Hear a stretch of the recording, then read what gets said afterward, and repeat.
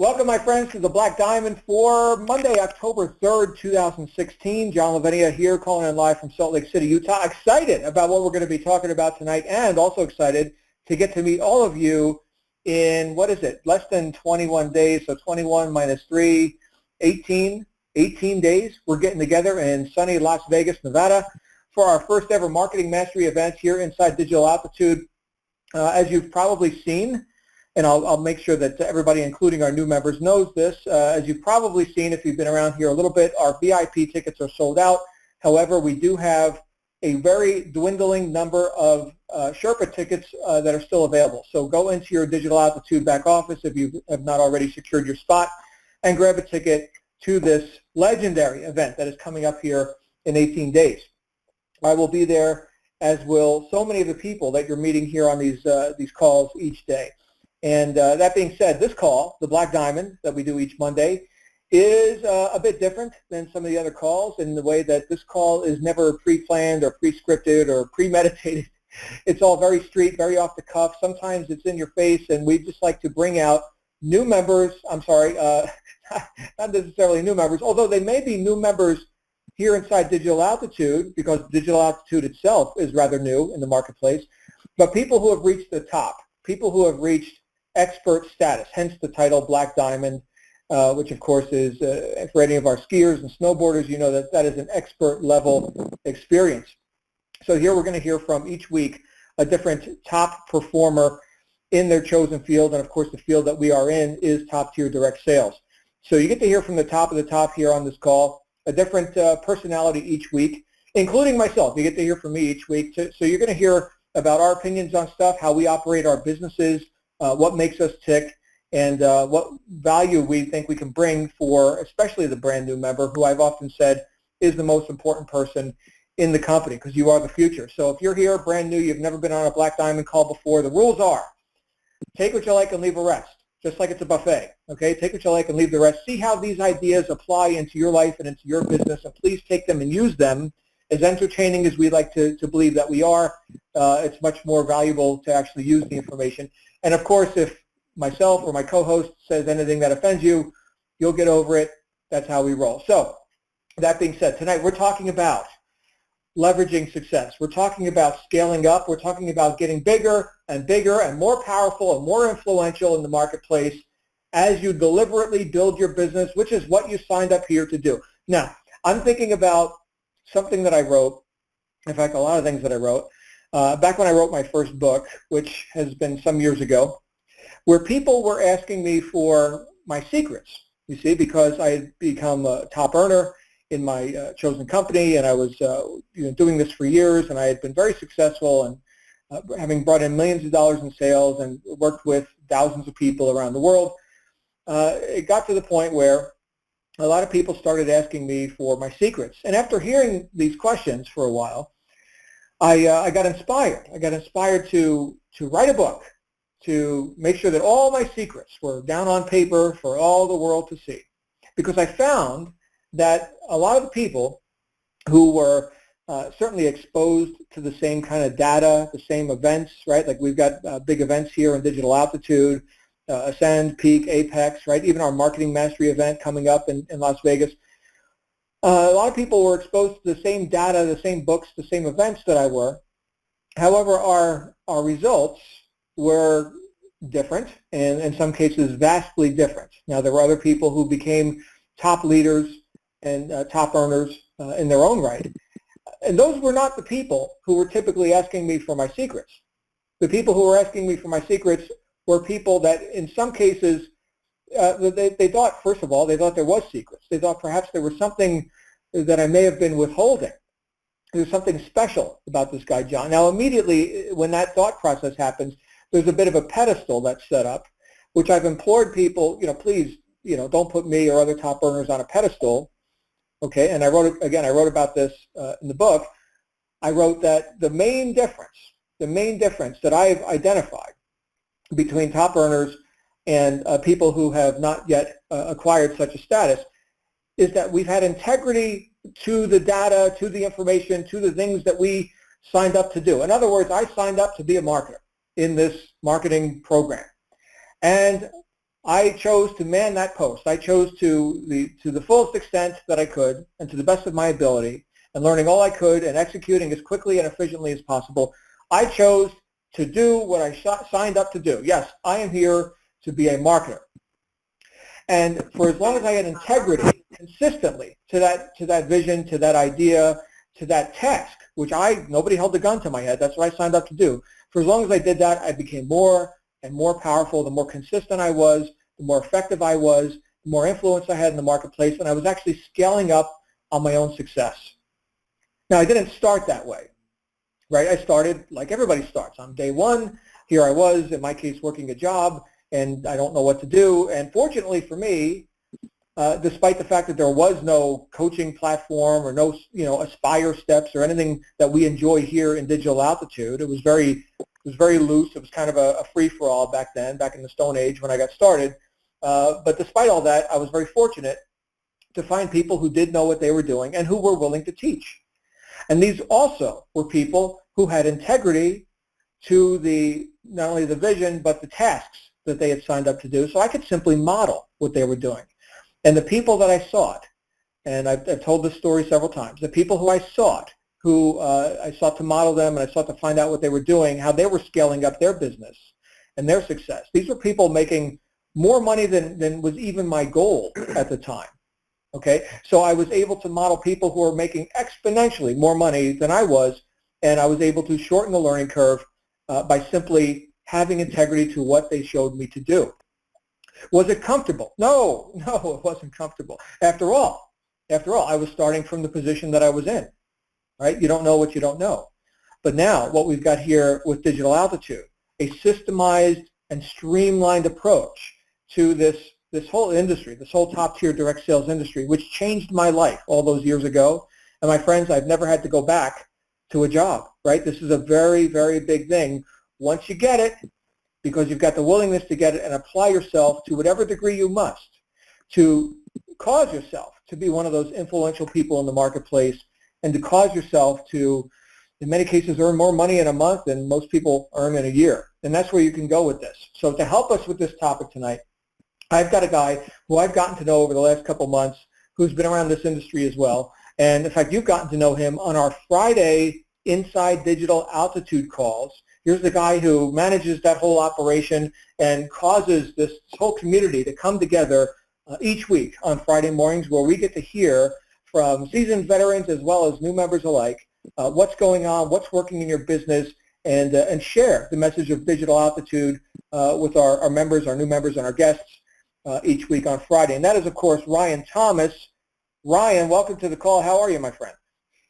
I'm so good. So glad to be here. Fantastic. It's great to have you on a Black Diamond call. Usually we're together out there on Friday mornings and, managing the crowd and all this. Now it's just you and me and, of course, all of our listeners. And I think people are excited to hear about what makes you tick and how you scaled up your business to the point where you're this leader among leaders here. So it's all yours. It's all mine. Well, it's all ours, right? I mean, that's it's a little bit different being on a Black Diamond call, right? Normally, I'm so privileged to be that voice that allows to facilitate your stories, the stories of our members.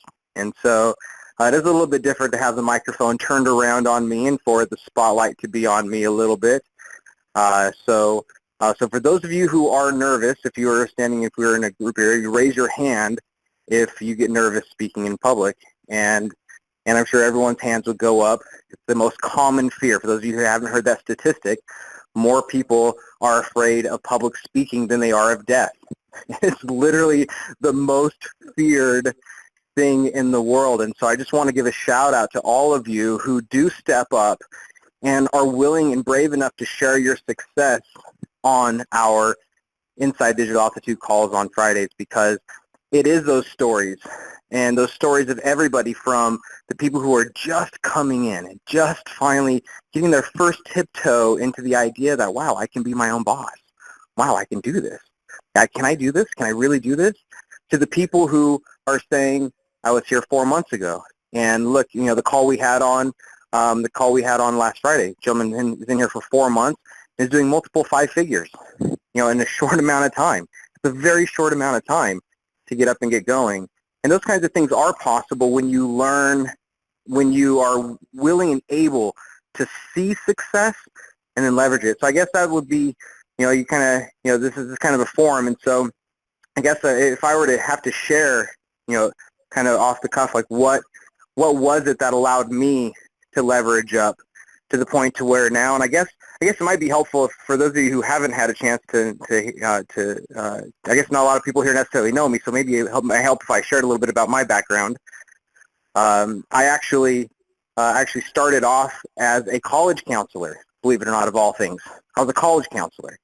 And I was a college counselor, and at the same time, most people don't necessarily know this, I was also had one foot in the streets of being a homeless teenager because I enjoyed, in case you can't tell, I'm a natural-born salesman, and I've always enjoyed the freedom that salesmanship has afforded me in the world, even when I was living on my backpack in a skateboard, traveling around.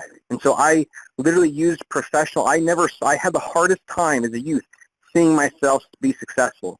So if we're talking about starting from the bottom, talk about starting from a place where I was of not even seeing myself someone who was even capable of having a job, somebody who was even capable of worthy of existing. I only saw myself as only being worth this.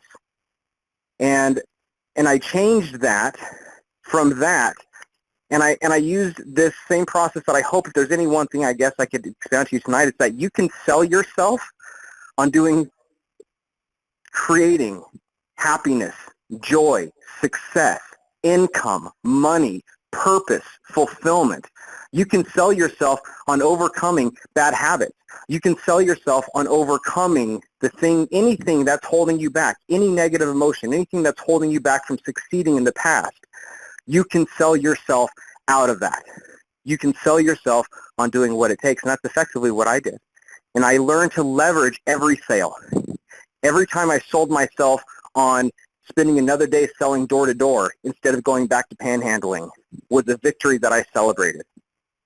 Every time I sold myself on doing something that I didn't want to do is kind of what it was, a success that I could document. And that was really what it came down to. I realized that my thinking was so off that I had to learn to sell myself on all the good things that I do. I had to learn to sell myself on doing small things that I didn't want to do so I could create successes. So think about you guys, and you're doing your steps through the Aspire system. You come in and you do a step. Celebrate the fact that you did that step.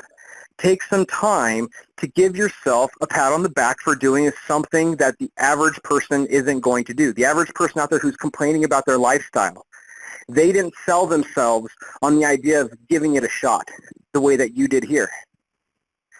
You sold yourself. Something about Michael Force, about this program drew you, and you sold yourself on that. And so as you're starting to go through the steps, it's no wonder that doubt is going to creep back in. There's just no doubt. Like, it's going to happen. Doubts, fears of failure. You know how many times that I wanted just to give up and go back to panhandling and being a Dharma bum in the world, going from city to city, because it was so much easier. But I was able to, because with every sell, I was able to see myself in a better light, to the point where literally I sold myself into the idea of being a college counselor. And I started off with this online university in 2000, 2001, and early on in the days when online education wasn't really respected the way it is, as much as it is now it's prolific. Now it's everywhere. But back then it wasn't. And so I had to sell people on the idea of taking information and applying it, leveraging it, creating that for themselves. And you wouldn't believe, I don't know if I've even told this story to you in full, John, but, I used to come home from a shirt and tie, playing Mr. College Counselor, advising people on their careers, their futures, what was the best way for them to make money while finding purpose in life. That's really what I was doing all day long. I was coming home from that, pretending to be this professional person, throwing on raggedy clothes, grabbing a didgeridoo, that Aborigine Australian instrument that's all wah, wah, wah, that thing, and grabbing on my skateboard, going down to the college campus area and hanging out with all the homeless kids and playing didgeridoo for spare change. Because my mindset was one foot in the street. I was using professional development to get my brain to see myself in a different light, because if I could sell myself on just showing up as a counselor one more day, if I could help one more person, then every person that I helped, I was helping myself. I was selling myself. Every time I sold them that they could become someone better, I was drilling that into my own brain, that I could continue to become someone better. And lo and behold, day after day, year after year, and I was there for years. I was there for, by the time I left there, when I was almost 30 years old, I had been there for about 8 years, so almost a decade, into my 30s at 28. And so at that point, I noted that I'd been there almost a third of my life as a college counselor and in that organization, growing this organization. I ended up getting a letter of recommendation from the CEO of this company, which is the largest educational conglomerate in the history of mankind. Very honored to have been a part of that leadership team to develop sales systems around how do we get people actually becoming adult students, which is why you could see why I was drawn to what Michael Force is doing here. Fantastic content, fantastic opportunity. And so if I could sell myself on doing that, and I could sell these students on doing that, I really was selling myself. Until next thing you know, I stopped showing up at the drum circles. I stopped showing up at the didgeridoo circles. I stopped showing up to panhandle in evenings. Next thing you know, I was clean and sober. I sold myself on getting clean and sober, which I'm celebrating for this coming up 14 years now. So I've celebrated that. I found a wonderful woman. I sold myself on becoming the kind of person that a woman would want to marry. I ended up getting married. I'm coming up on my 14th. We just passed our 13th anniversary. And a beautiful, all because of leveraging success. But how do you get that success? You have to get that success by selling yourself on doing something you don't technically necessarily want to do, to create something greater. And sometimes that's selling your mind on the perception that you can be successful, you can do this. And that's really what each one of these steps in anybody that I'm coaching through these steps, that I'm really trying to impress upon them, is that every step is a chance for your brain to change and you to start learning how to identify success. And really, that's what I love step 3. Step 3 is really when everybody has like this big turning corner. It's almost like this rule, like if I can get them, if they get to 3, like there's no way that it can't be. If they get to 3, when they get to that step, that mindset shift of all of a sudden starting to see things like an entrepreneur instead of an employee, it's so huge for people. And that was so huge for me because check this out, even after I left the university, while I was at the university in 2006, I got certified as a business and life coach because my students had said, Ryan, I got more from you than I did necessarily in the curriculum in some cases. You're a great coach. I didn't even know what a coach was then. So I started doing some research, and in 2006, the beginning of 2006, and for 12 months, I financed $9,000, and I ended up spending far more than that over time with all the financing, but still 100% worth it to go through this intensive 12-month-long certification program. But what's amazing, absolutely amazing, is that even though I could sell myself into doing that, into affording it, making it happen, doing all the travel required to go to the classes, the workshops on a regular basis, doing all the calls, doing all the coaching, at the end of it, that was in the end of 2006. It still took me 4 years before I was able to finally leave full-time employment working for someone else to become my own boss.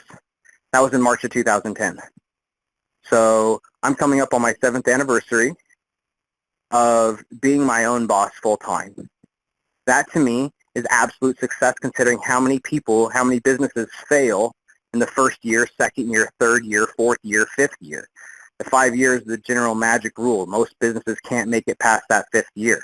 So what has allowed me to remain nimble in a marketplace, to evolve and grow as an entrepreneur, is that ability. I'm very grateful that I have that. But you know what? The reality is I could have started in 2006. There was nothing I was missing, nothing that I was missing at all from taking that leap and becoming my own boss as soon as I got certified. Even before then, I could have done it. I had everything I needed. But the one thing I was missing was the belief that I had it in me. I still was thinking like an entrepreneur, like an employee. I was thinking I was being safe by building up an infrastructure and a clientele and doing these things necessary, right? Playing it safe, right? Playing it smart. That's the savvy thing to do. But I didn't realize until much later looking back that, wow, I was really sold by the idea that I wasn't enough, that I didn't have enough in me to make it happen.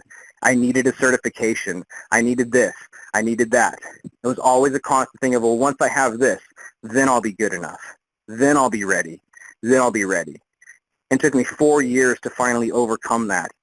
And so to anyone here who's listening to this, who's new here, who's, you know, you won't have to spend 4 years and the insane amount of money and the insane amount of time that I had to spend just to become your own boss.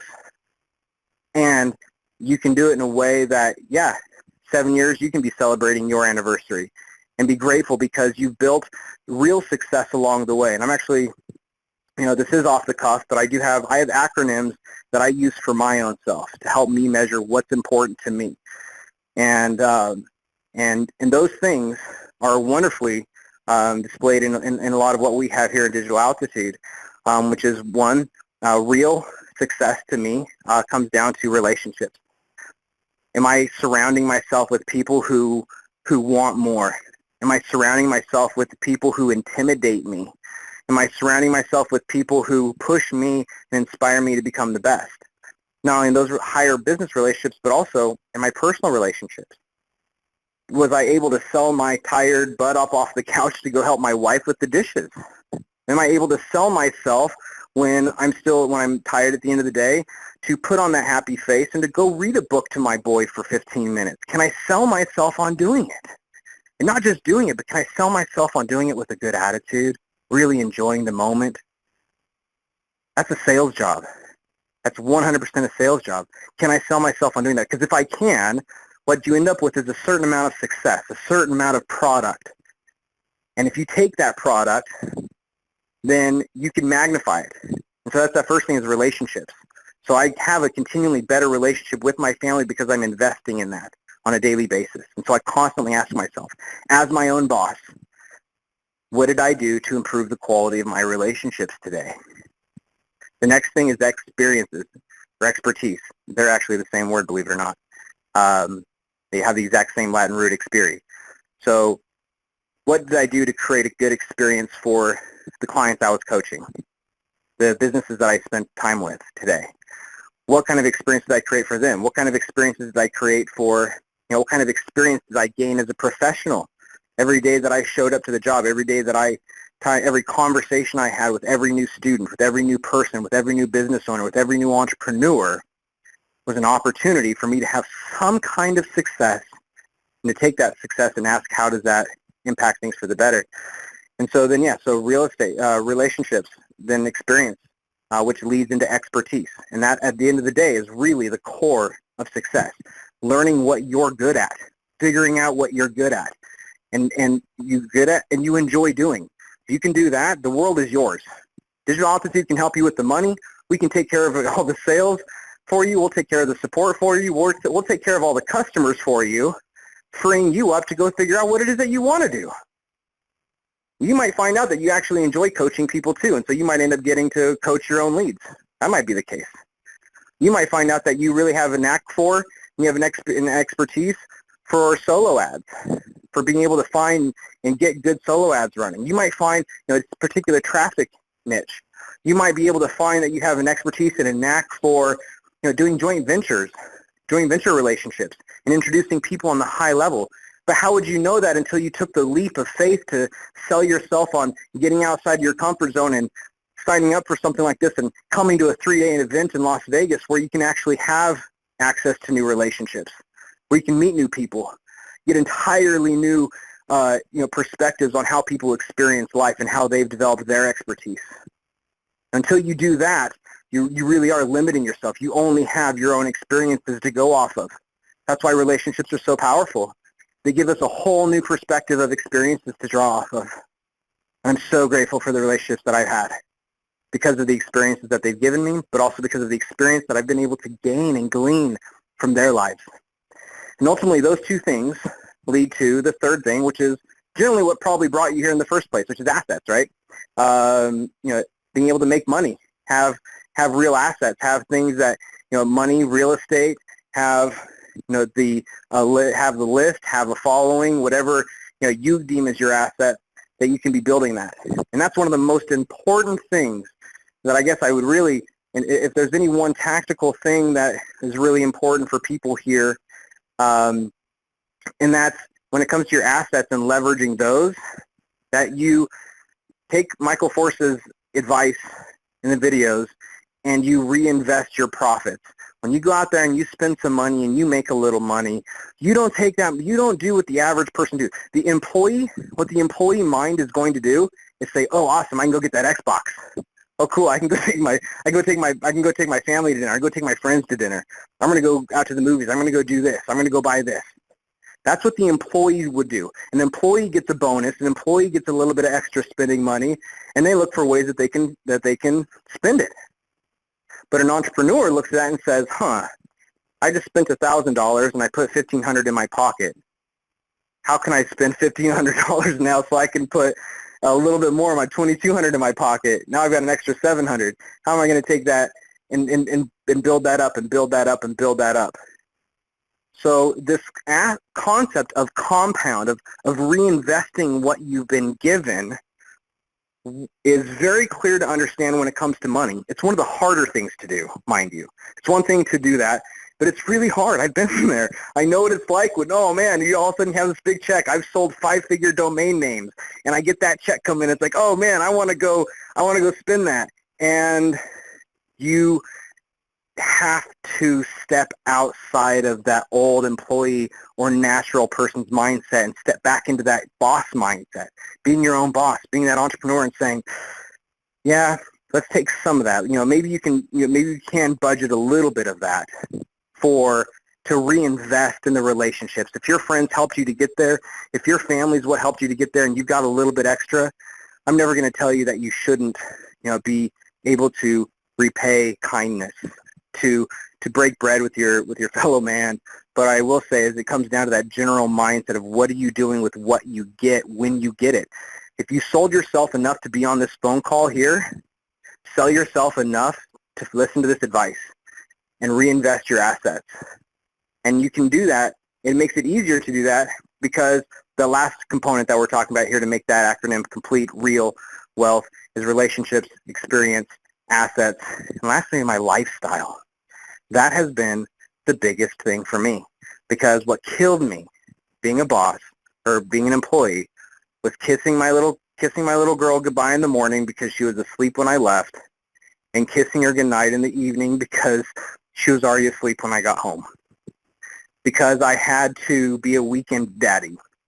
Because I had to, and sometimes not even full weekends, because I had to just pull her out of her bed and just sleep with her next to me, with her head next to mine, so I could at least imagine our brain waves melding together and her dreaming about me at least. So even if she didn't see me there for the day, perhaps she can feel me now, even as she sleeps.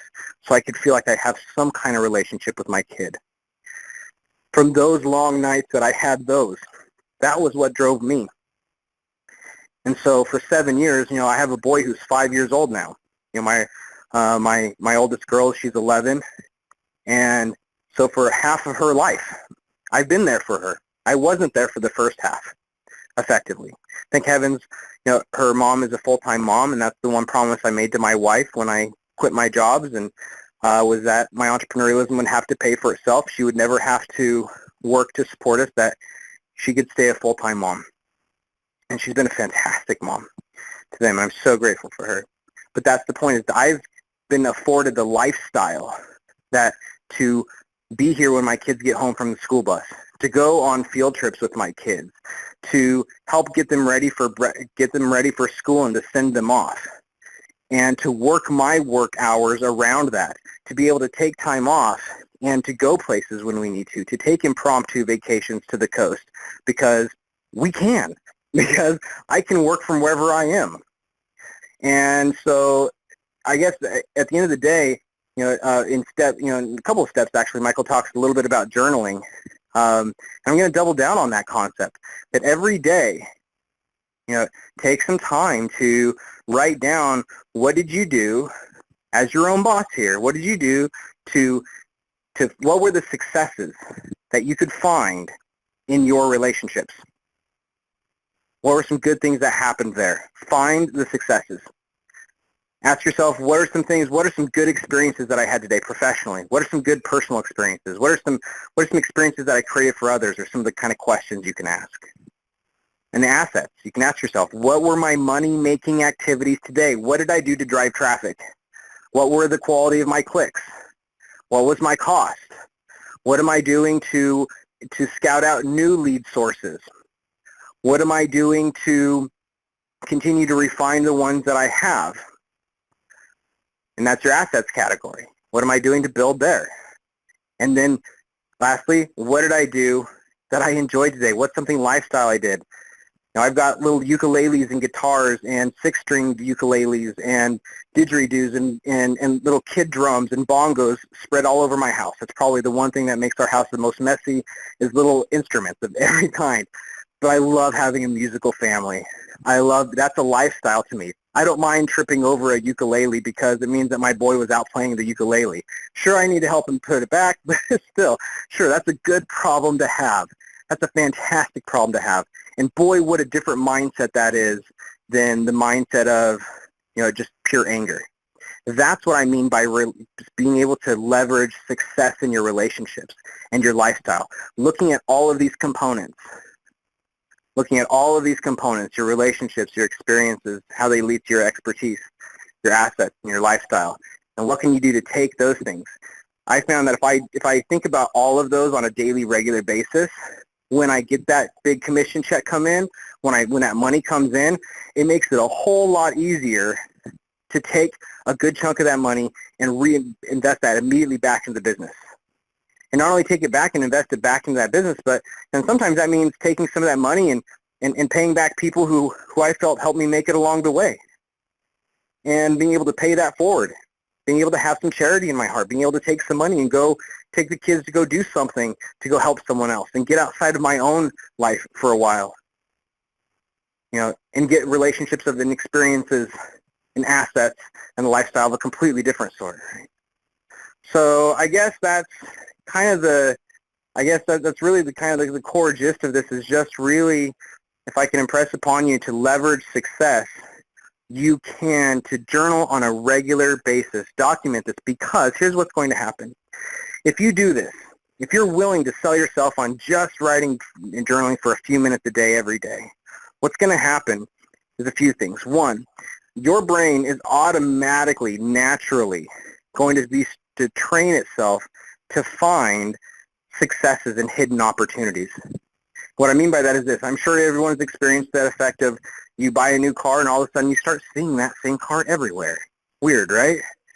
Well, it's because the brain knows what's important to us. So if your brain sees something that's important to you and if it's important to you and it sees it in the world, you may have been passing by that same car every single day, but unless it's important to you, your brain's not going to filter it up and say, hey, dude, check that out. It's going to do what a good friend would do and just let it pass by. If it's not important, it's not going to bring it up. So literally what you're doing by having this leveraging success mindset, this scale up, I can get bigger, I can go bigger. I don't have to be limited by the thinking I was before. You don't have to make the mistake I did and spend 4 years building up towards something that you don't need to. You can move faster, you can move bigger, you can make things happen much faster, bigger, better than you ever had thought before in your old frame of thinking. And all it takes is being willing to write down, it's almost like a gratitude journal, but more like a success journal, right? Write down the good things that are happening in these categories in your relationships, in your experience, in your assets, in your lifestyle on a daily basis. If you just write down something on those, or just some kind of success, your brain will start looking for things automatically. Next thing you know, instead of automatically looking for all the ways that this is going to go wrong, instead of looking for all the ways that this is going to end in failure, or it's not going to work for you this time, or what about this, instead of that and having to, quote unquote, overcome that, your brain is naturally in the mindset of saying, oh, check out that opportunity. We could take that and we could do this with it. That is the difference. And you will dramatically increase the rate at which you grow and you can leverage your success if you're willing to do that on a daily basis, because your brain will do it for you. If you do it for a while, your brain will be trained to start looking for those. The second thing that it's going to do is it's going to do it, see it almost as a favor to your future self. Because I guess I would ask anyone here on the call, at what point in your life do you feel problems just go away? At what point of success, at what point of making money, at what level of money do all of a sudden problems just disappear? And the answer is they don't. They don't. You think Warren Buffett doesn't have bad days? You think Bill Gates doesn't have bad days?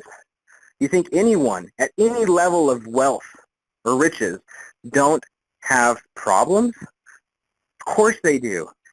Now they are a different quality of problem, mind you, and that's the trick. If you want to leverage success, increase the quality of your problems. Increase that quality on a regular basis, and you'll find just really how much further you can go. And so that's the second thing it's going to do is in the future, when you're faced with problems, when your future self is thinking, dang, I don't know if I can make it. I want to go for this plan. I don't know if we can make this trip to this because we're supposed to be at this person's event. I mean, there's all kinds of challenges, all kinds of things that can come up. But whenever you're faced with that problem and you're feeling stuck, you're feeling like you're in a rut, having that journal, a little 1-line, 2-line, 3-line journal. I'm not talking about sitting down and writing for half hour, 20 minutes. You can just write 2 lines, write 1 line, just to get started, just to get going. But if you have that, I can tell you from personal experience that the fastest way that I've found to pull myself out of a funk, as well as pull my clients, whenever I'm coaching someone, whenever I'm working with clients or just friends or whatnot, the quickest, most guaranteed way to pull yourself out of that problem mindset and back into a problem-solving mindset, out of the employee mindset into the entrepreneur mindset, out of the failure mindset into the leveraging success mindset, is to remember how far you've come. And it's one thing to try to remember it. It's another thing to be able to flip through the pages of your own words, short 1, 2, 3-line words of successes, things that you are experiencing and that you're going through, challenges and successes in your lifestyle, and how you overcame them. Being able to thumb through that experience is so much easier than just trying to remember it.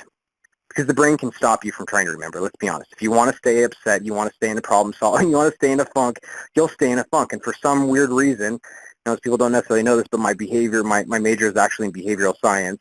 Most people, we tend to, once a person is in a funk, it's almost like sleep inertia. There is an inertia to stay in that mode.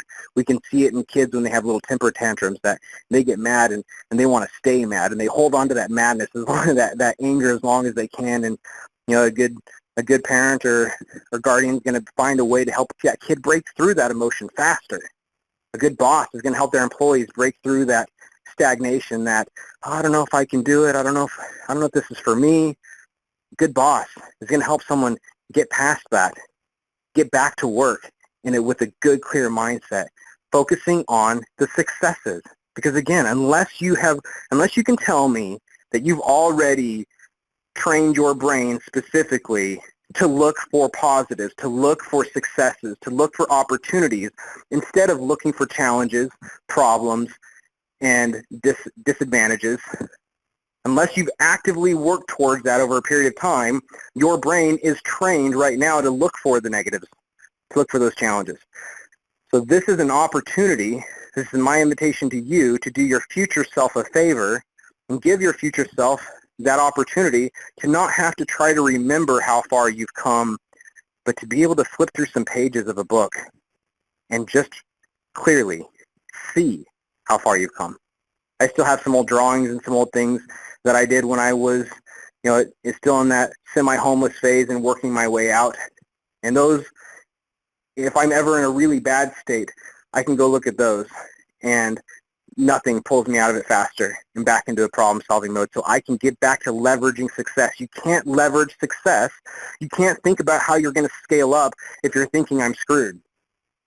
If you're thinking everything's done for, there's no way I'm going to pull out of this. I don't know how I'm going to make it happen. Geez, Apex is $30,000. That's a lot of money. I don't think I'm ever going to be able to make Apex happen. Well, maybe someday I can make that happen, right? Quit lying to yourself. Start seeing the fact that it can happen a lot faster than you realize. You can get there. If you're not thinking that, then you're thinking in the wrong capacity. And you can work past that. I'm not saying you're wrong if that's where you're at. I'm just saying this is an invitation to change that. The fact that you're here on this call, you're still listening, the fact that you're willing to just take 2 to 3 minutes, a couple times a day perhaps, just to write down some things in a positive light to help you reinforce that so you can identify those successes as they happen in your life so then you can leverage them. If you do that,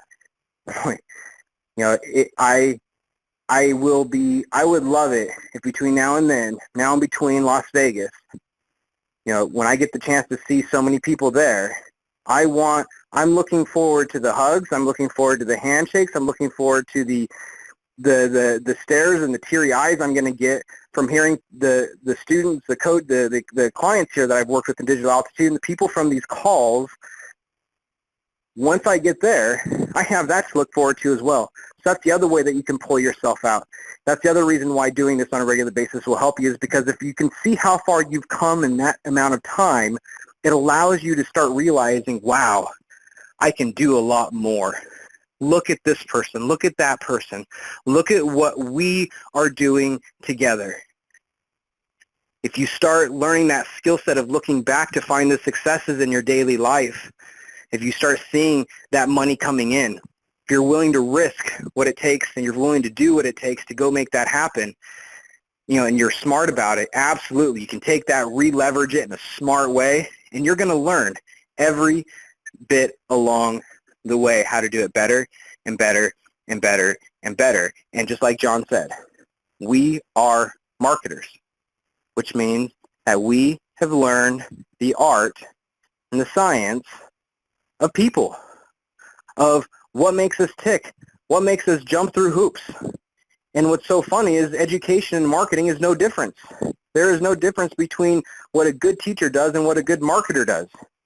What a good teacher does is it gets students to get outside of their comfort zone and do something that they are not necessarily comfortable with, but they realize if they do it anyways, boy, is it worth the sacrifice. Boy, is it worth that work. Because what you understand afterwards makes all the difference. Like John said too, you only know what you know.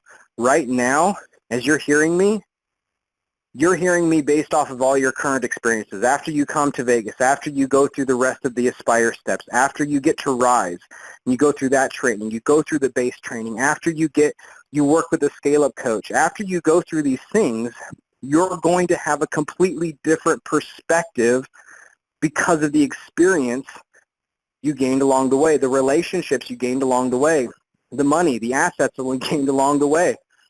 And if you're real careful to how all those things pool into helping you create the lifestyle that you really want to make happen for yourself, then not only will you be the kind of person who would show up in Vegas, even if right now you think it's impossible, but you change your mindset and you find a way to make it happen. And even if it's not this event, just moving forward, just that concept.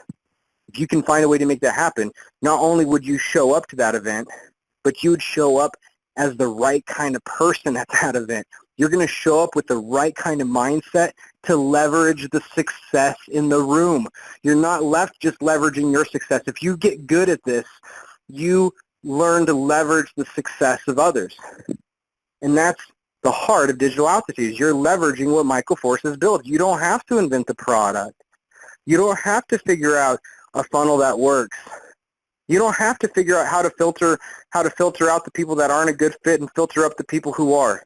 You don't have to figure out that art of follow-up and getting sales reps, getting support reps, getting everyone else to manage all that. And being from someone who's built multiple sales teams, who's built call floors, it's a lot of work.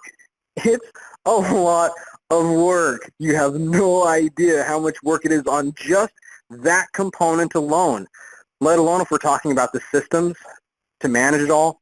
If we're talking about the support staff that has to interact with those sales reps, with everyone there making that happen, let alone when you're having to deal with continuing to evolve and refine the content as Michael Force continues to add value to these programs.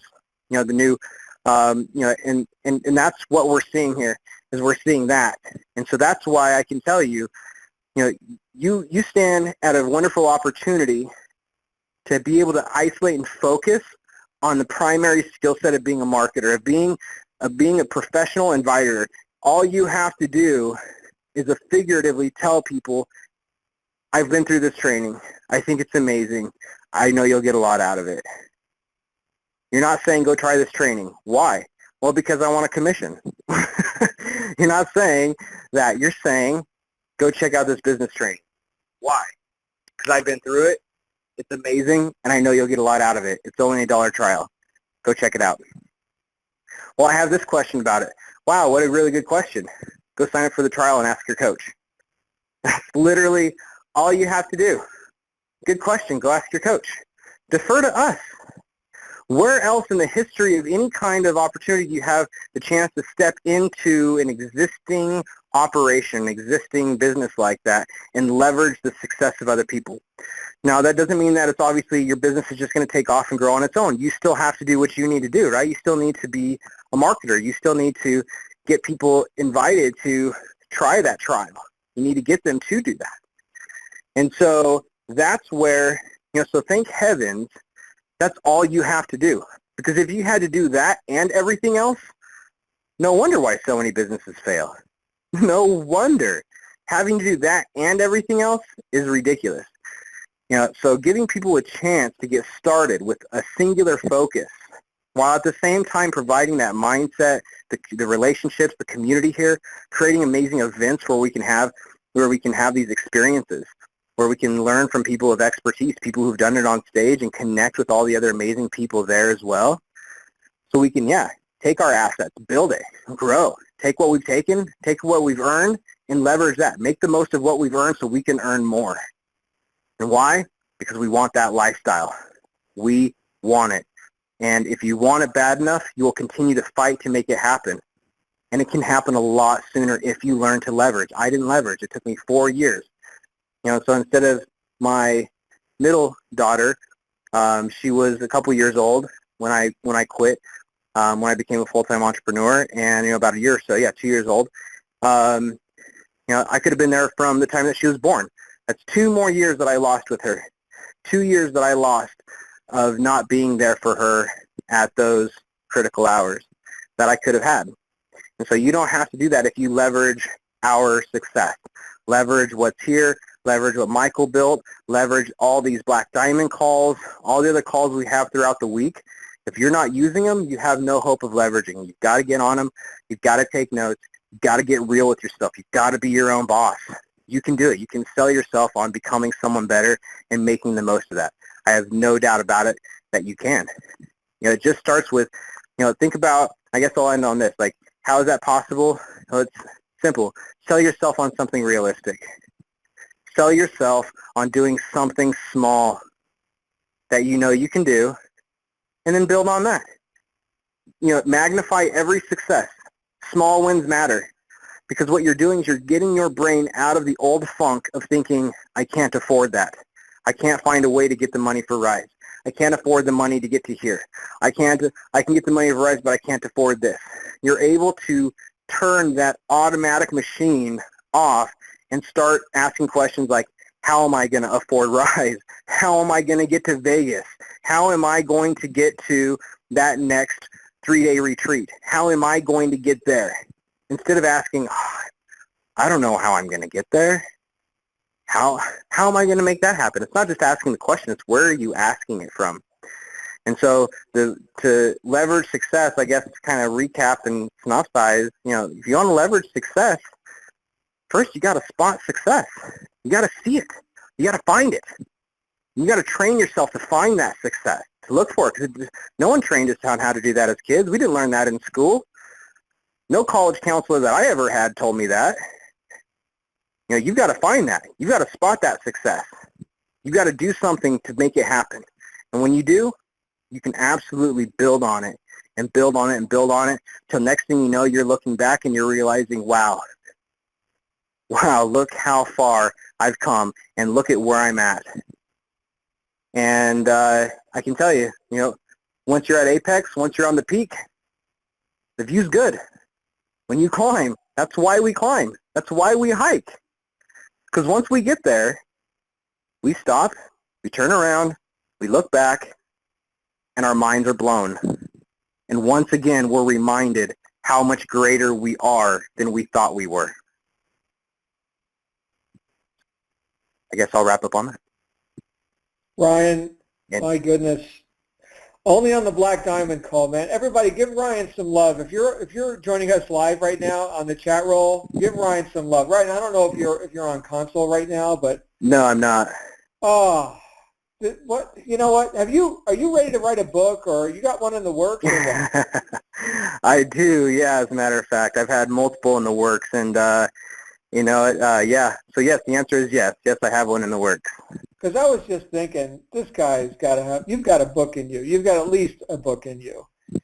That I'm just blown away. I didn't know all those things about your story. Panhandling, playing didgeridoos and stuff. By the way, are you going to bring a didgeridoo to Vegas?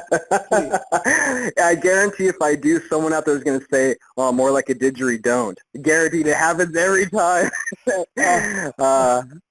They're fun, but they can be annoying. I know, I understand it, I get it, but yeah, it's not something I typically share too openly. I think some people, sometimes I look back and I have a hard time remembering it myself.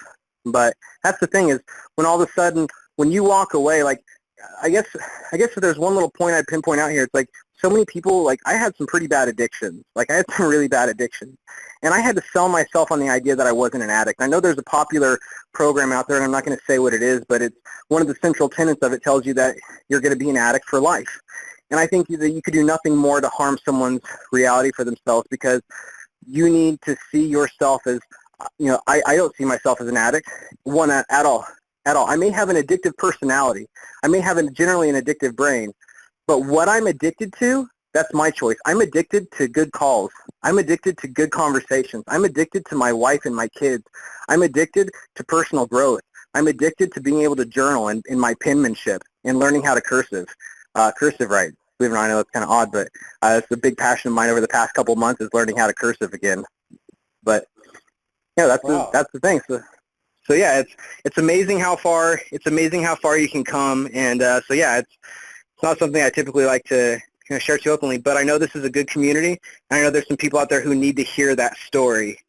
And I hope it inspires. If I can just inspire one person out there to step into an awareness that, wow, I don't have to be addicted to cigarettes. I don't have to be an addict. I don't have to be, like I was thinking before, I don't have to be a vagabond the rest of my life.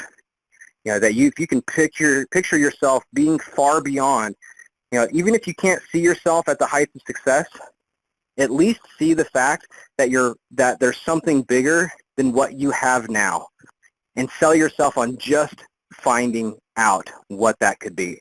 Because I had no idea where I would end up. I had no idea where I would end up or how much success I would have. And that was the thing, is I just remained open to it. And that's the beautiful thing about sales and sales psychology is, we can sell ourselves into action. We can sell ourselves on making decisions and doing things that we don't necessarily want to do.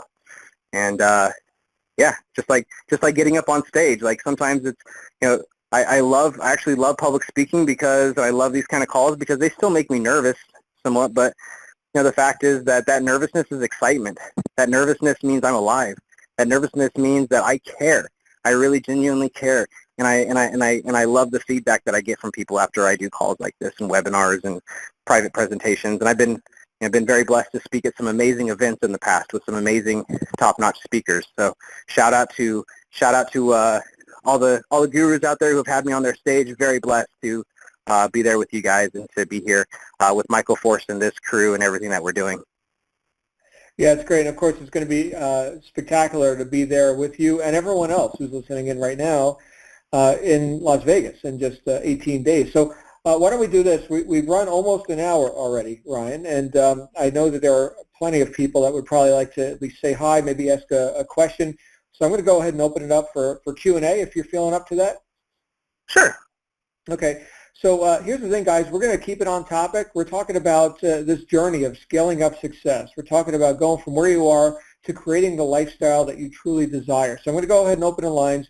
And if we could share the time and keep it on point, that would be great. If you do have a support issue, definitely hit support, but this would not be the place for support issues. So stand by. Okay, and Q&A session is now engaged. If you'd like to speak with Ryan directly, you can click *6 on your phone or on your console app thingy there and raise your hand, and then we will go ahead and get you in queue. And who would like to be first? We do have a caller. Here we go. Hold on. Okay, wireless caller from 908 area code. You are live. Yes, hi, I'm Brian Altieri. I just recently joined, and I just heard that guy say about addiction. I was a heroin addict for 18 years, and I have just about a year clean. And I really am interested in earning money on this on the internet, and his I don't know, his story really hit home with me. Well, thank you. Congratulations first off on that time that you spent clean. It's amazing how and obviously clearly you're leveraging that success because not only have you accomplished that, but now you're here with us and in a situation to where you can step up and share that with me. So so thank you, and I'll look forward to feel free to keep coming out on our calls and jump on each one of these calls. I'm going to challenge you to hit that journal. Let me know if I ever see you at an event or you ever see me speak at an event. Come up and let me know. Hey, I was on that call. Hey, here's my journal. Check out my journal. Like if anybody here if anybody here is impressed with what I say, journal, and then when you come to an event, bring that journal, show it to me. You don't have to read it to me, but just show you. Say, hey, look, I did it. What's your name again? Ryan Thomas. Okay, I'm Brian Altieri. All right, thank Pleasure, Brian. you. Fantastic. Thank you, Brian. Good stuff. We'll go to our next caller. Is Mien Udin. Am I saying that correct? Mien, you're live on the air. Hi, can you hear me? Yes. Yep. Hello, Ryan. Hi. Yeah, I was asking a question about your past experience. So a time comes when you have so much stress on your mind, so much stuff. What do you basically do? You have too much stuff going ahead in your mind, and you're not outburst. Yeah. So That's a good question. So so the question is what do you do when you have tons of stress and you have so much on your mind that you just seemingly can't break away? Is that right? Yes. Okay. So in those moments, I know believe it or not, I'm going to defer to Daniel Tiger. My kid's TV show actually taught me this in a way better than I did. It says, when you want to scream or you want to roar, take a deep breath and count to 4. Thank heaven, shout out to Daniel Tiger on PBS for that one. But in all reality, taking a deep breath, I would say taking a deep breath is important, very, very important, because oxygen itself oxygen cools your brain down. So when you're stressed off and you have too much on your mind, literally breathe it away. Because if you think about how you breathe when you're stressed, you start kind of hyperventilating a little bit more. You start speaking faster, and oh my gosh, I don't know what to do. And next thing you know, you're in full-blown panic attack, right? And so the only way to defeat that is to chill out, is to take a moment to just breathe. Step away. I'll say one other thing you can do, because that leads to, you can say meditate and ponder, but that can be very difficult. What I would say is, what I found success with my clients and people I've worked with is, believe it or not, is self-massage. Get get like a rubber ball, like a bouncy ball, and just rub it between the palms of your hands. You can just take your own hand and give yourself a little hand massage or a temple massage, a scalp massage. Do something to get your hands on your physical body and massaging your skin, doing something like that, even if it's like a light skin massage, just to get circulation going. And the reason being that when we have all this stress, we have all these problems on our head, that we are literally in our head. And so to defeat that and to get back into we need to get back into our bodies. And so to do that, literally just rub your body, rub your legs, give yourself a calf massage, a leg massage, a foot massage. Give yourself a massage for just a few minutes. And because I used to have problems with meditating because I had such nervousness. I had such real anxious nervousness that I had a really hard time meditating at certain periods of my life. And so when I'm in those modes and I found out that physically I have a hard time getting there, that if I massage my body, that I literally bring my awareness to that massage, so I get my body just to chill out a little bit more, and then I can start breathing more relaxed. Then from that place, I can circle back and reinvestigate my problems. So those are two, and I'm going to give you one more tip. So the first tip is to breathe. Second tip is self-massage. Third tip is get outside of your own head and go help someone else. I'm not joking. Go find a Habitat for Humanity project. Go find some good cause project. Go find a neighbor that you can go pull their weeds for. I'm not joking. Like, make fun of me if you want. But if you are stuck in your own problems, there is something magical that happens when you get out of your own head and you go help someone else. Because when you go help someone else and you return back to your problems, you can do just that. You can return back and you have a new, fresh perspective on your own problems. And there's just something beautiful about being in a service mindset and being in a giving, charitable mindset that does wonders for helping us move past our own negative issues. Okay. All right. So is that helpful? Thanks for your question, Yep. man. We're going to go to our next caller, which is William Simon. You are live on the air. Yeah, my name's Bill. Thanks for sharing everything. But one thing I got is I'm going to do a separation, custody things, and stuff like that.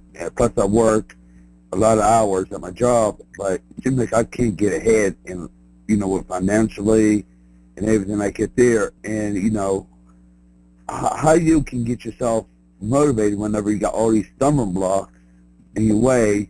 But like I'm trying to start my own business with you guys, but it's just trying to get that money set up to get things going. How did you get yourself going now? Sure. Great question.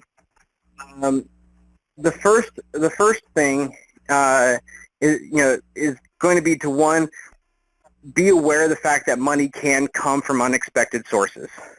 There are ways of potentially getting credit. There are ways that money just falls in our laps. There are ways that things like that happen. Good luck happens to people. It just does. And so the first thing I would say is be open to that happening. Because if you're not open to that happening, it's probably not going to happen. So that would be the first thing is overcoming the mindset of thinking that it's not going to. As long as the more time you spend thinking that it's not going to happen, the less likely it will.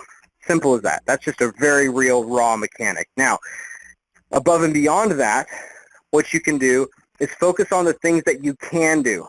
There's going to be lots of things that you can do, and I would recommend you to write down just like a list of, don't write down a list of all the things that you can't do. Write down a list of the things that you can potentially do, and what are the things that you can work on. And even if it doesn't feel like it's going to solve this moment's crisis, when there's a cash crunch, being willing to jump onto the archive calls of the daily training session, for example, you may not be able to increase your assets today, but can you at least, going back to that REAL acronym, what are you able to do to increase the quality of your relationships, your experience, and your expertise? So did you learn something new?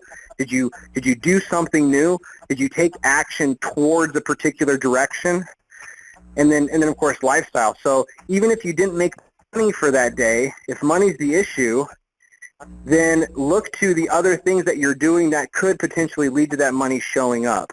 And so if you can focus on those to help get yourself into that better mindset, And then and the most important one being expertise, right? The more you learn about being a marketer, the more you learn about traffic, the more you learn about our business, then you're growing that experience and that expertise that can only, and that will lead to assets.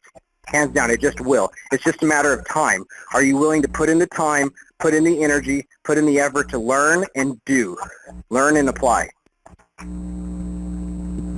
Thank you. All right. Thank you. Thank you, Bill. And we'll go to our next caller, which is Benjamin. Benjamin, you're live on the air. Hello. Hello. Yeah, my name is Clement, and I have low income in my school as well. How can I be successful in life?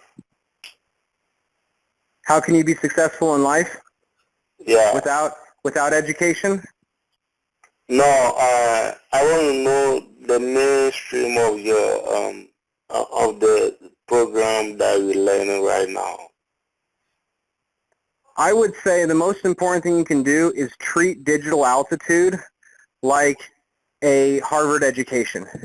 If you were to treat every one of these lessons that Michael Force has here for you, and treat it like a lesson there, and then use that, use the study guide, use the step overview, use the study guide, answer the study guide questions, and then furthermore, when you're done with those subject matters, go to all the traffic training, go to the steps. When you're done with those, then start looking at the subject matter that Michael's talking about and start doing Google searches. Start reading up more on these subjects. If you're still not clear, go back, but treat his coursework like it was college curriculum and really use the study guides. Listen to the audio, download the audio, and have it playing in your car while you're driving. Learn to, and I'll tell you this, I've learned that, I have a pretty decent presentation voice, and that's by choice. I worked very hard to develop my voice. And so if you could learn to just even recite and repeat what Michael Force is teaching in there and just read that out loud, I'm not joking. If you just did that, just that alone over a period of time, you would literally own that content so much that you would begin to find ways to implement and to move forward that you weren't open to before. So just spend more time, spend more time in being willing to look at that material and find ways to apply it to your life, and keep going back to it. Jump on these calls, be a part of the community, and I guess I would say at the end of the day, you have to apply those two key assets of an entrepreneur: hunger or drive, motivation, if you will, which you have clearly. You're showing up, and then the other one is patience. A smart entrepreneur knows how to be both hungry and patient at the same time, because desperate marketers never win. Okay, so I don't own any business. I don't run any business. So how can I be a marketer? I'm a marketer. So how can you be a marketer? Yeah, learn all the different ways of marketing. Even if you don't, because there are ways to market without money. Even if you don't have the income necessary, there are ways of getting earned traffic. There are ways of going out there and building a following, building a blog. Michael even talks about those, right? Build a blog, do these things, and learn that skill. Keep doing the things that you can do that don't cost a lot of money. Otherwise you'll only have what you ever got. You have to try something new, and you have to be willing to either to get that traffic from earning it or buying it. So hope that helps. That's great stuff, Ryan. We'll go to our next call, but I did just want to say that this whole idea of immersing ourselves in this environment of success and picking up these little bits that we can model from the variety of people who've been where we want to go, that is the greatest accelerator I have ever found. Ryan, I think you and I were talking about this once where somebody asked me, well, John, how did you become a great author, speaker, whatever? And I was like, well, I've read lots of books. I've been to lots of seminars. Yeah. Some of it rubs off. I didn't invent these words. They were around before me. So yeah, great advice, Ryan. Thank you for that. Let's go to our next caller, which is someone from 985 area code. Who's that? Hello. Yes, who's this? This is Calvin. Hey, Calvin, you're live on the air. Yes, I'm a guy that works real hard, 7 days a week, averaging anywhere from 60 to 90 hours a week. But it seems like I'm not getting anywhere, and I signed up to join your site and all that. What step are you on in the Aspire program? What step are you on right now? I got through step 1 and step 2, and then step 3 has told me to get in touch with my coach. Okay. So I am going to, I wish I could remember earlier on the presentation that I said if you get to step 3, everything falls into place after that. Step 3 is really where things start coming together. So in this, I'm going to defer to Michael Force. I'm going to take my own advice and say, great question, Calvin. Go do your steps and ask your coach. go do the steps, because Michael Force does a very good job of answering a lot of these questions. And so, yeah, I'm just going to really encourage you to double down and get into those training steps. Get with your coach. Book the appointment with your coach. Get on their calendar. And then make sure you call them on time. Don't wait for them to call you and say, oh, they missed the appointment. No, call them. Be proactive. Be on them. Say, hey, I finished this step. Here's what I learned from it. I still have a question about this, and more often than not, we get questions that it's like Michael Force is like a mystic. He can predict which questions people are going to ask, and more often than not, we're able to say, that's a really good question. In this next video, he covers that. So I'm going to say that same thing here, and yeah, go jump into get with your coach, jump into step 3, and let Michael answer that for you. Okay, because I've had an appointment set up today for 4 o'clock, but no one didn't call. Yep, call them. That's why. Yep, call them. Be proactive, because we are coaches. It is important for us to follow up with you guys, but it's generally expected for you guys to call us. This is your business. This is your time. That coaching you get with these coaches, it's free. That's free coaching time that you get, and so you really want to make the most of that. So yeah, so book another appointment with them. Get back on their calendar. And get back on their calendar for first thing tomorrow, and then give them a call at appointment time, and let that be a reminder to everyone else here. Call your coaches. Don't wait for us to call you. Call your coach. I love you guys. Okay. Awesome stuff. Thank you, Calvin. We'll go to our next caller, which is London Holt from Cleveland. London, you're live on the air. All right, excellent. Hey there, Ryan. This is London. I'm actually on, I just finished step 5.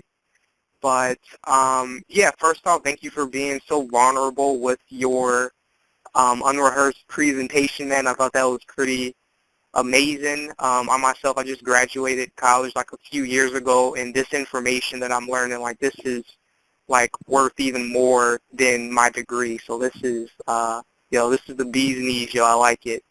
But, yeah, but, hey, the question I wanted to ask you, so I actually was taking notes during your spiel, and you kept saying, I sold myself. I just wanted to ask you, like, what does that mean exactly? Does that mean like you're going out of your comfort zone, or is there some type of like technique or something that you use? How do you sell yourself on doing something? What does that look like for you? That's a really good question, and it's one of those things that I've asked that question a lot myself, because it's different from moment to moment, right? It's like asking a top sales rep, hey, how did you close that person? And a top sales rep's going to know, well, there's not just one thing that I did. That top sales rep isn't going to say, well, I did this. Because to any close, there's like a series of steps, right? And so it's a really hard thing for me to actually say. I mean, you really hit home on the hardest question that it is for me to really answer that, because it is so unique to the circumstance. But what I can say is that it simply comes down to, at some point, it comes down to being able to, just like a good sales rep, it's applying sales techniques in a personal way. And I'll give you an example. A sales technique is to help a person see 2 different paths. Okay, let's say you stick with us. You want to make this kind of money. You want to do this. Let's suppose you didn't do anything different. Let's suppose you didn't go down this path. What would your life look like? Right? Well, it'd be much the same way it is. It would go down, go this way. So if you can paint a picture of 2 different ways of being, then you at least give yourself the opportunity to kind of step into that, to make a decision, right? So I'll give the example of helping my wife with the dishes because it's a pertinent one, you know. So I'm laying on the couch, I'm tired, and she's up there doing the dishes, and I really don't feel like helping. I really don't, dude. I'm tired. I'm so tired. I've worked, right? I helped with the kids. I've been out playing soccer. I've been doing this. It's like, you know, and in that moment, I can build out two different realities in my mind. One where I get up and I help, and I can see what that looks like. I can see what the result might be, and then I can play down the other reality where I stay here on the couch. And so if I play out that reality and I see how that goes, then it all of a sudden becomes real to me. Oh, I want to get up and help her. I do want to help. And so it shifts from that I don't have it in me to, wow, I want that. I want to be standing next to her and her to lean over and kiss me on the cheek. I know it sounds corny, whatnot, but like these are things that go into my mind. Like I want to kiss on the cheek. I want to see that smile on her face as I slide up next to her and I start grabbing a dish. And that becomes my motivation. I guess it's at the end of the day. I guess it's a game of motivation, just like with any sale. Oh yeah, that's excellent. Okay, I actually had one comment of something that I thought of when you said that, because I've been reading this book on the law of attraction by Abraham Hicks. Mm-hmm. And there's like this technique in there called clarity through contrast. And basically what you do is you like list the stuff that you don't want and then you turn it into a positive, because I guess you're mm-hmm. not supposed to say don't. So instead of saying, you know, I don't want to be broke, you would turn that into like I want to be, you know, like more wealthy. So would you kind of say like selling yourself is almost like you're taking the contrast of what you don't want and then selling yourself on the actual desire to move in a more positive direction?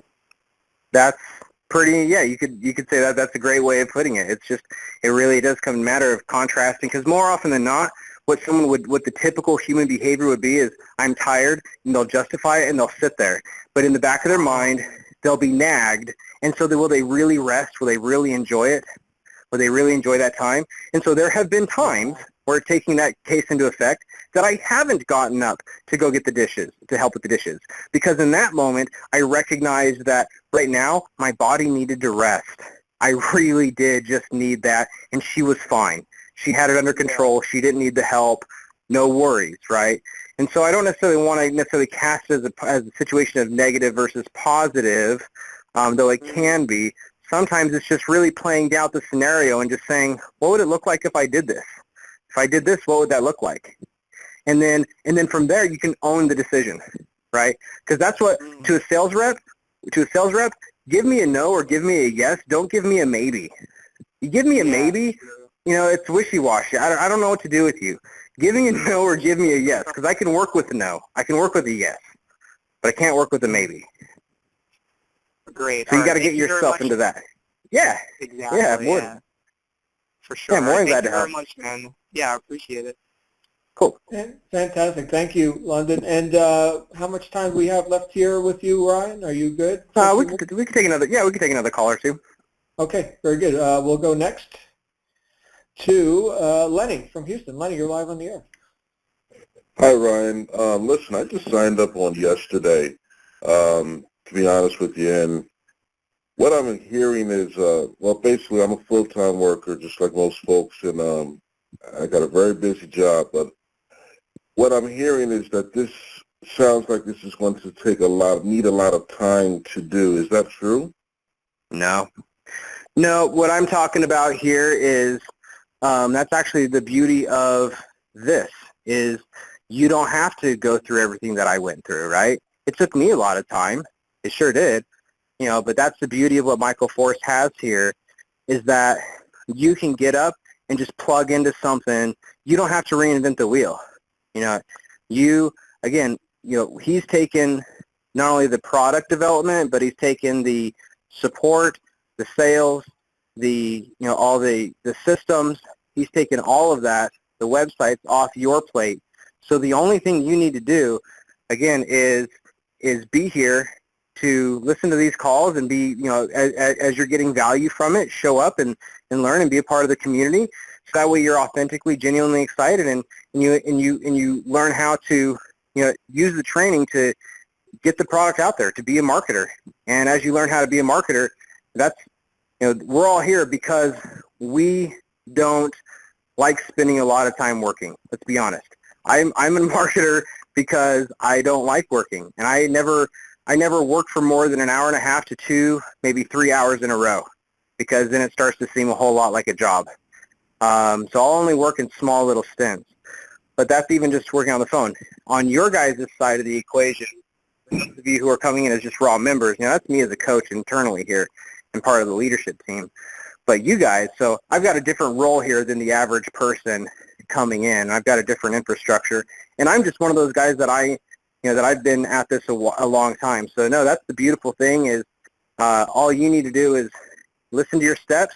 If I think you mentioned you just barely came on, so each step is only like 20, 40, maybe 50 minutes long.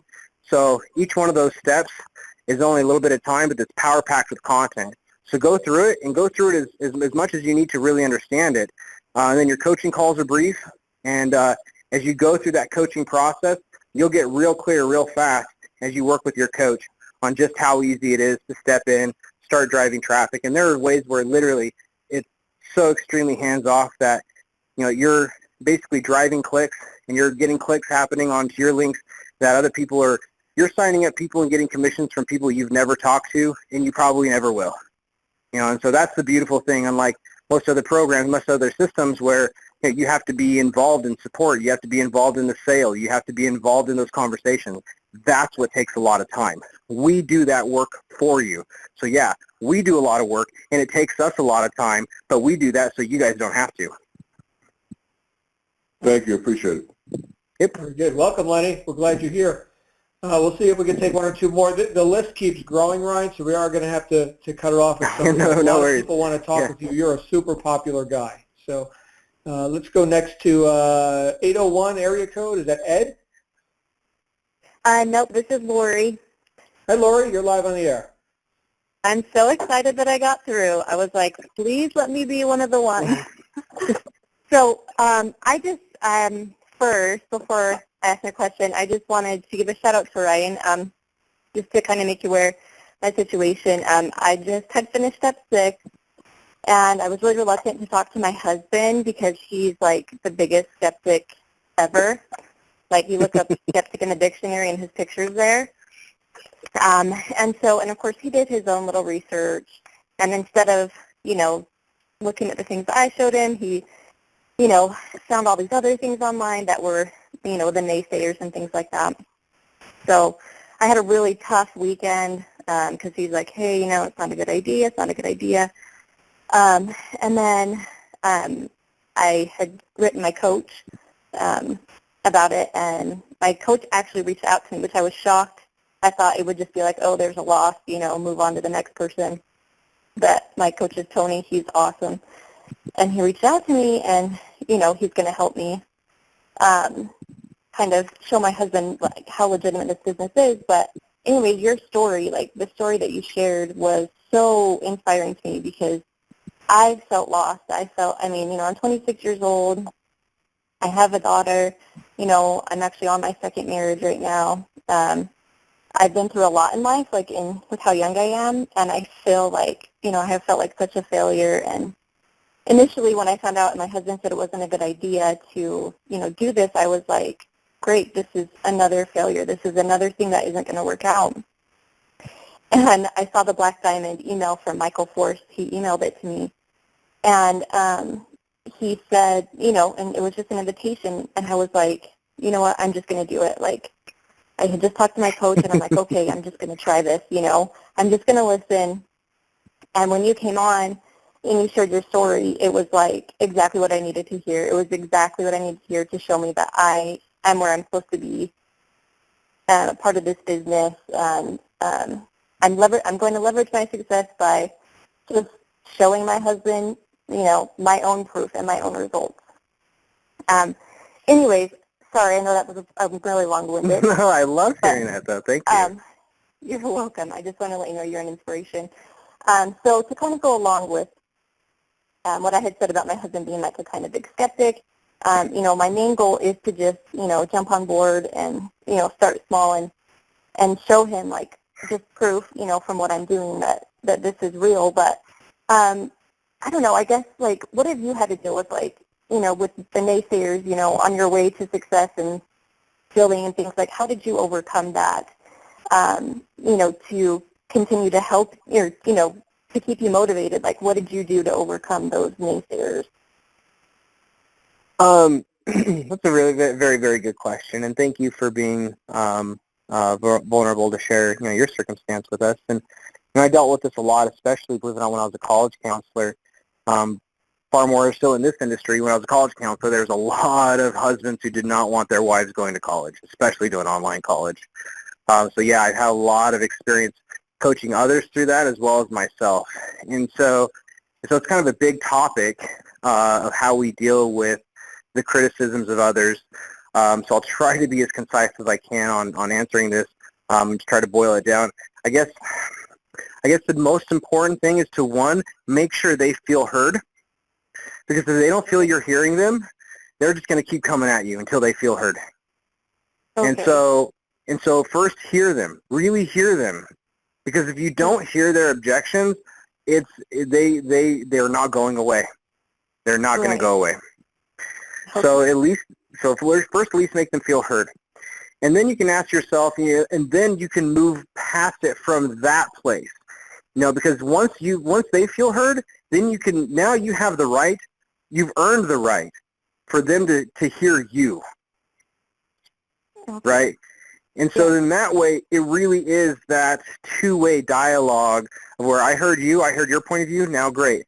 I appreciate, here's what I see about your points that I totally agree with, and yeah, here's some points that I don't know myself, and yeah, I might need to look into this. But hear me out. Here's my side. And then go to work on letting them hear you, because they're not going to hear you until they feel heard. That's just a general raw mechanic of human behavior, is that we will not, generally people will not hear you until they feel heard. And so that can be a hard thing, but that would be the most important thing, is to hear him out, and then show him why, make sure he hears you out. And in that case, it's really important for you to have a good argument, right? So you come back to the table with, and to build your argument, going back to my advice tonight, journaling, taking notes from these calls, show him what you're learning. So I think you don't have to go and like, hey, look at my notes kind of thing, but might be kind of awkward. But be prepared, take notes so you have something. And so you can prepare a case for, this is why it's going to work for me. Awesome. You don't prepare that case. Yeah, cool. And I'm sure good, he will too. Awesome, yeah. I'm a big note taker, so I actually never really, thought of it in that way. And of course, I'm always wanting him to hear my side, so it makes sense that I need to allow him to be heard and to feel validated. So thank you. I appreciate that. I appreciate your story. I think you're awesome. Thanks. For taking the time. Awesome. Very Makes good. me blush. Great question, Lori. As I was listening to your answer, Ryan, I was thinking of Stephen Covey, 7 Habits of Highly Effective People. One of those habits is seek first to understand, then to be understood. And that plays out again and again, doesn't it? Just the fact of acknowledging people and hearing what they have to say. And there's a lot, Lori, that goes that you can do with that principle. So hopefully we'll see you in Vegas. And I am trying to get there. That's my goal. No, you're working on it. Change it. Yeah, exactly. Yeah, there is no try. You're working on it. Ladies and gentlemen, never tell anybody I'm trying this or I'm trying that. I'm working on this. Right? Yeah. Make it real. Yeah. All right. It's a whole 18 days away. A whole 18 days. My goodness. We got people coming from Spain and Australia and, exotic places like Salt Lake City, all over the place they're coming from. So that's me, Salt Lake City. We'll see you there. Thanks, Lori. And thank you. All right. Let's go. We got time for one more. One more. Okay, yeah, one more, and we're going in order, so it's not like we're cherry picking or anything here. We're just going in order. And last for this evening will be Randy. Randy, you're live on the air. How you fellas doing this evening?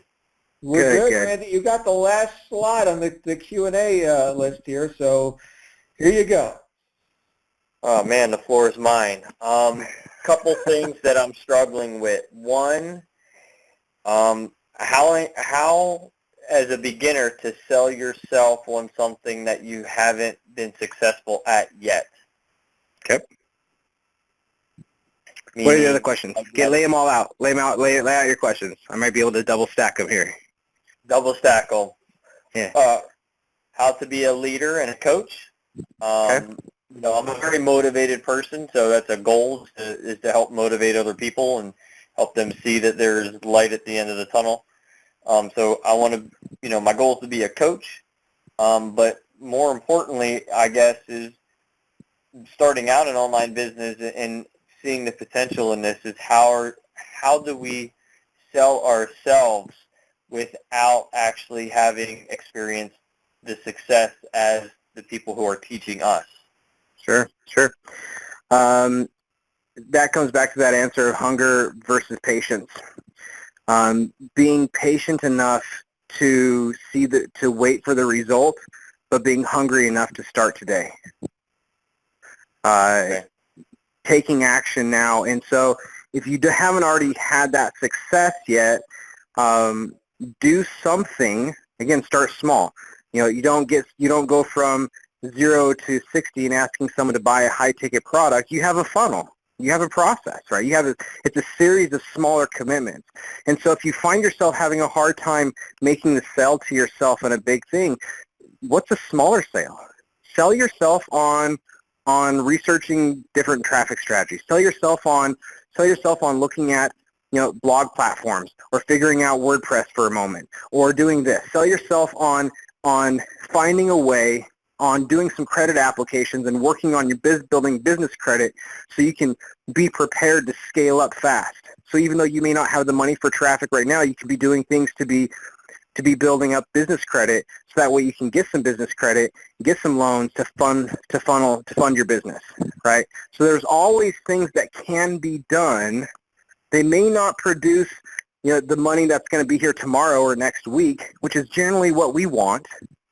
But again, you know, being able to ask what is reasonable, what can I do, what are some things that I can do that at least move that ball forward, what moves it forward, and then as soon as you move that forward, next thing you know, you have a success that you can leverage, and success is addictive. You know, when you start having progress and you start learning this, you start learning that.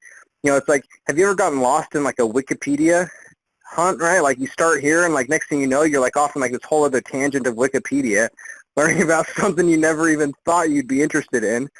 Spend that same time and get lost in what it means to be a marketer and get lost in traffic strategies, get lost in mindset strategies to help yourself work on overcoming your doubts and your fears. Help yourself work on some energy management because I can look back to when I was working a job and I was tired to these guys, to the gentlemen who were called in and they're talking about, you know, working a full-time job and at the end of the day they're tired. Well, yeah, you might need to work on your energy management. You might need to, believe it or not, work on your diet.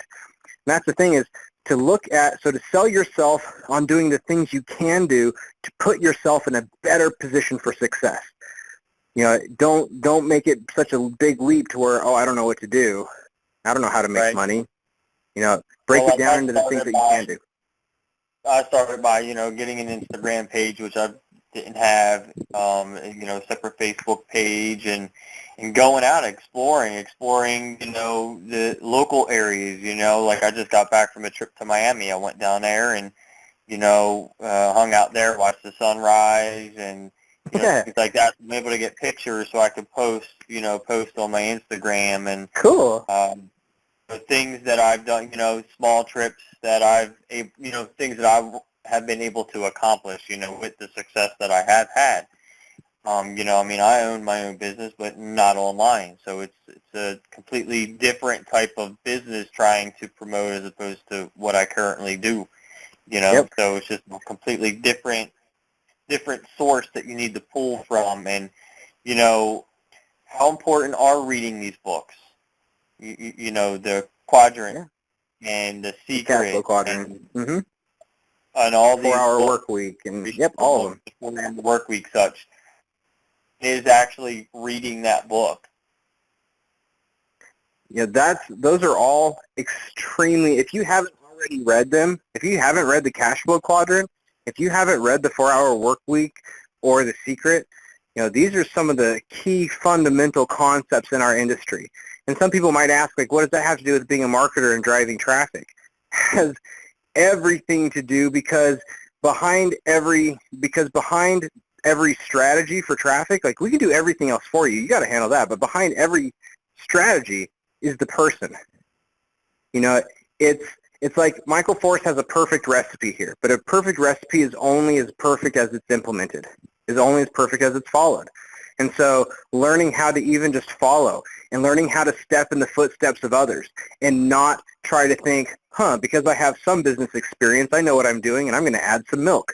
I'm going to make it fluffier. I'm going to add an extra egg, right? People tend to do that. Like sometimes people with some business experience are almost the worst because they tend to think they know. Whereas someone who comes in and they have absolutely no knowledge, they'll follow the steps more closely than someone who thinks they know how to cook and they're coming and doing that. So I'm not accusing you of that. I'm just using this opportunity to kind of throw that out to everybody that, like learning how to just simply be patient enough to listen to the steps, be hungry enough to listen to them, actively listen to them, not just listen to them passively and go, okay, that was cool, but use the study guides, use the tools that are there. Google the words he's talking about. When he's talking about this, Google it, right? What does that even mean? What are people talking about when he's talking about that? Go Google it, right? Kind of thing. So in terms of the first question, how do you get going when you don't have that there before? Doing everything you already are, friend. You're already doing everything you need to do to experiment and to build that expertise, gain that experience in doing that. And the second thing in terms of how do you become a coach, how to become a leader, start documenting your successes, start documenting your failures, just start journaling. Really, that's the most important thing you can do at this point, because the more you learn to take events and to describe them in a relatively coherent way on paper, it does something miraculous for yourself. It turns you into a reflective individual, much more so than anything else will. So when so in that way, if you can learn that art of reflection, you're going to learn more from every coaching conversation you have and every leadership encounter you have. You're never going to be able to fully prepare for every event, every encounter that you need to as a leader or a coach. But what you can absolutely do is make a commitment to, after every session, asking yourself, what could I have done better? How could I have provided more value? What did I do amazing? Right? Like a good boss would sit down and recap all of that. You've got to learn to do that with yourself. If you learn to do that with yourself, and then other than that, my last advice is to, as much as the equation is about you and building yourself up, the second biggest key to being a good coach and a good leader is to remember that it's not about you. It has nothing to do with you. It has everything to do with them. And you're simply a vehicle. You're simply a tool for them to utilize. The sale always takes place in the buyer's world. It never takes place in the seller's world. The breakthrough never takes place in my world necessarily. It takes place in my client's world. Same thing for you. Being a leader to your family, being a leader to your leads, right? As you're out there doing Instagram and you're positioning yourself as a leader, good leaders learn. So become a fierce learner. And dude, I can already tell you've got what it takes. Trying to learn from the top people, and one of the biggest things I think that I've taken so far is trying to implement myself as to being around people that have more success than I do, as opposed to being the top successor. Because if you're the top successor, you stop learning, and you kind of can't stop learning. Learning from the best is how you become in that elite group of people that are the best. So, people need. Go ahead.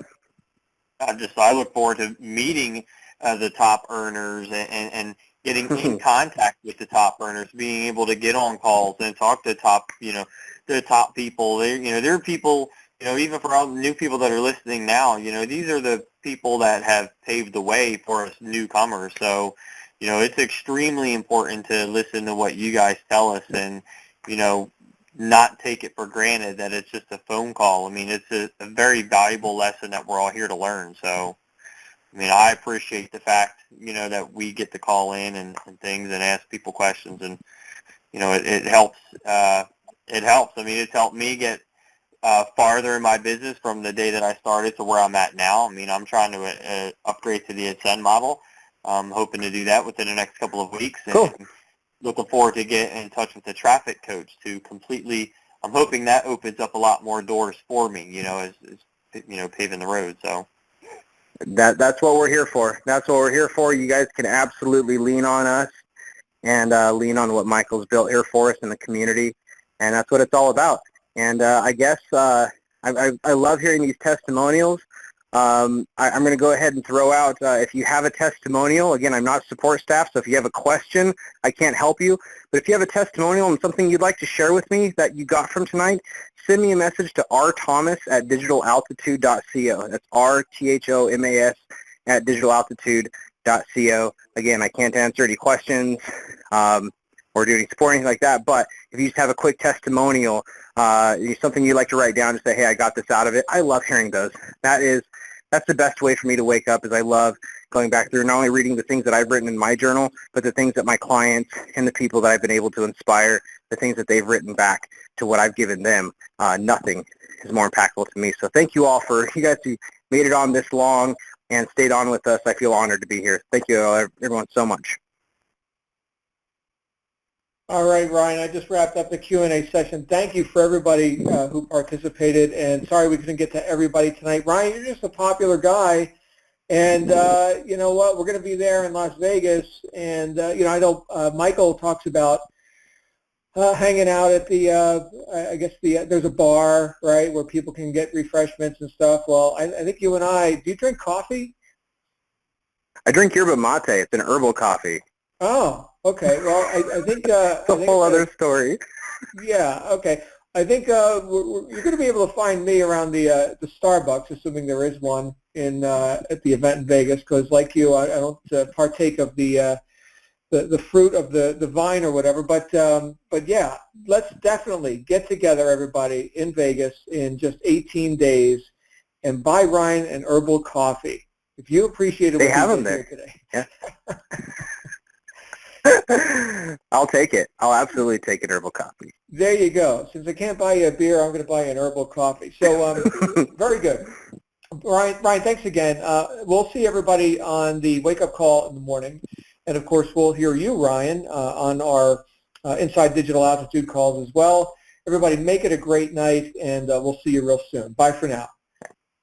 Bye-bye.